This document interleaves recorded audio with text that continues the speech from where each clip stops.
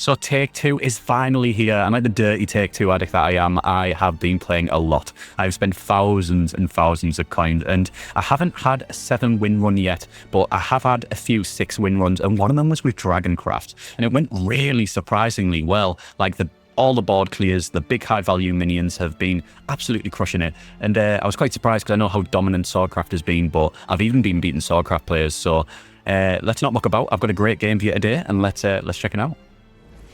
So today we are lined up for some steaming hot dragon on dragon action in take two. On the left hand side we have, of course, myself, Polly, and on the right hand side we have a gentleman whose name I should be able to pronounce, given that I've been learning Japanese and Duolingo for a long time now, but hey ho. It was actually really nice matching up against a Dragoncraft player in take two after 1 million billion Swordcraft players climbing out of every orifice to be annoying as fuck with Amalia and all their other bullshit. You know, it is a little bit odd that I prefer to face giant dragonic beasts in combat rather than a swarm of waifu. But I suppose Swordcraft waifu are probably more dangerous than your run-of-the-mill anime waifu, so it is what it is. Waifu tangent aside, as I've now said that word so many times that it's completely lost meaning, if we look at my hand you can see I have a buttload of removal. I have 2 Dragonic Berserkers and the 6-mana ball clear, and this is part of why I feel Dragoncraft is so dangerous. They just have so many removal options, and a lot of them come attached to big-ass dudes. And my point is captured perfectly, as I use my Fledgling Dragon Slayer to destroy his Dragonic Berserker, and he then uses his Fledgling Dragon Slayer to destroy my Fledgling Dragon Slayer. Jesus Christ, that was a fucking tongue twister and a half, that, good god. But anyhow, I follow up with my Dragonic Berserker to remove the leftover Fledgling Dragon Slayer, and what I love about this card is how huge it is. The stat line is just beautiful when it's evolved, especially if you don't have to trade it into anyone and take any damage.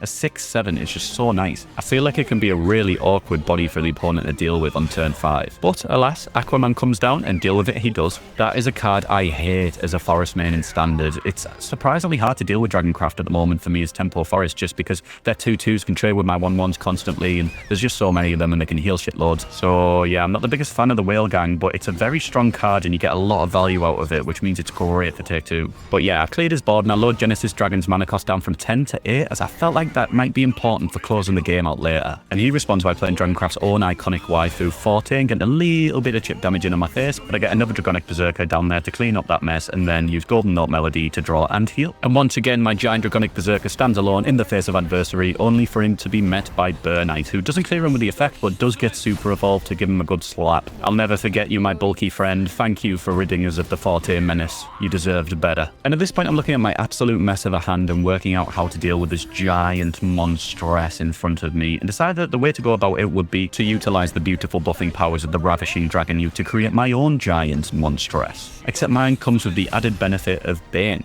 So, unlucky Burnite, very sorry. See you later, buddy. Anyhow, in response to this, our Dragoncraft player just says, fuck it, I'm going to hit the nuclear button, and he drops the big old Twilight Dragon that just incinerates everything on my side of the board, so that was fun while it lasted. But the removal chain isn't over yet, as I use my Salamander alongside Philen's generated card to kill the Twilight Dragon and once again build myself up a tiny little wee board. Just as a side note, I really love Call of the Megalorca. Like, it serves so many purposes. It heals you if you've used the 7-mana Neptune, it draws cards for you, but most importantly, I feel, it thins out your deck so you're not drawing any 2-mana cards later on. It lets you draw out all your Call of the Megalorcas early on and use them as you need them, rather than getting them later when you want a big dude instead. But yeah, he once again clears, but I finally get the opportunity to play a Silver Cloud Dragon Rider, which again is just an amazing value card. It can just be a little bit scary to play it early on when they've got stuff on the board, because if they manage to remove it and hit you in the face, you're a little bit screwed. But yeah, it was nice to get a little bit of space there, but it doesn't last for long, as he comes in with a Super Evolved Gayu, which is everyone's worst nightmare. Just another insanely high value Dragoncraft card. And he leaves me on only 8 health with a massive board to take down, but he can't kill the Vastwind Dragon, which gives me 5 damage to hit him to the face if I can break through. And so with no other options available to me, I use a Super Evolved Megalorca to take down the ward, and luckily, because of my foresight earlier, my reduced cost Genesis Dragon slams down and is able to hit in the face for exact lethal. Let's fucking go. I absolutely love that match. It was just carnage. Removal left, right, center. And if that doesn't speak to how strong Dragoncraft can be in take 2, then I don't know what does. But yeah, thank you so much for watching, guys. If you're not already aware, we hit 1,000 subscribers last episode and we are flying now. We're at 1,050 already. I honestly cannot thank you guys enough. It's been an incredible month and I'd love to just keep growing and become one of the biggest Shadowverse YouTubers, so please subscribe if you haven't already. It means the world to me. But other than that, keep your eyes peeled because there's plenty more content to come. I hope you all have a lovely day, and God bless.